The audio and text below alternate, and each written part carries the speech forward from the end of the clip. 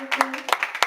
A jako na závěr, protože jsme v knihovně, tak jsem si vzpomněla na jednu písničku o jednom českém autorovi známém, jmenuje se Bohumil Hrabal.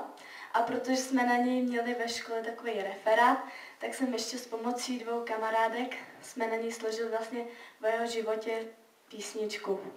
Takže něco málo o autorovi. Bohumil Hrabal. A tím bych se s váma chtěla rozloučit.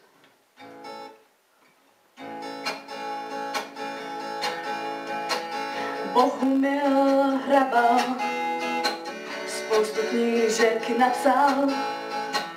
Byl to český prozaik a v Brně má teď pomník.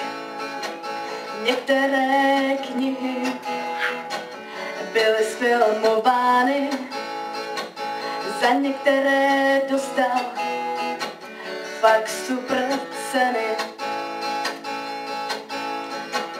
Ve svých dílech čerpal z životních zkušeností.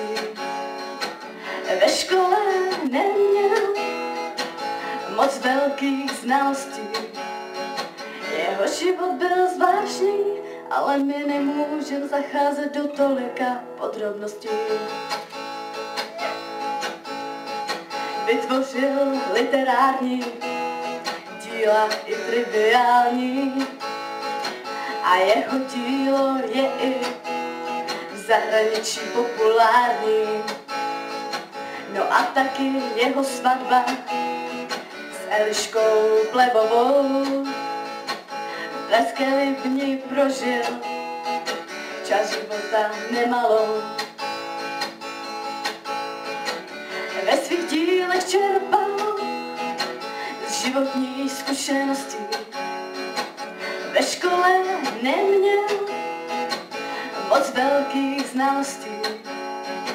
Jeho život byl zvláštní, ale my nemůžeme zacházet do tolika podrobností. Určitě znáte taky ostře sledované vlaky. Ještě jsme nevykoukli na venek, když běžely slavnosti sněženek. A kdo se bude nuditi, přečte si skřivánky na niti.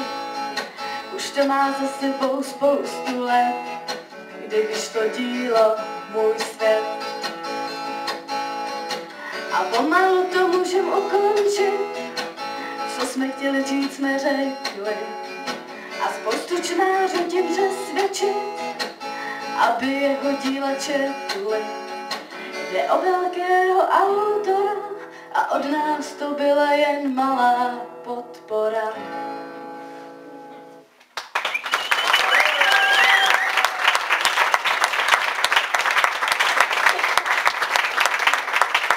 Já děkuji a chci vám popřát zbytek hezkýho večera.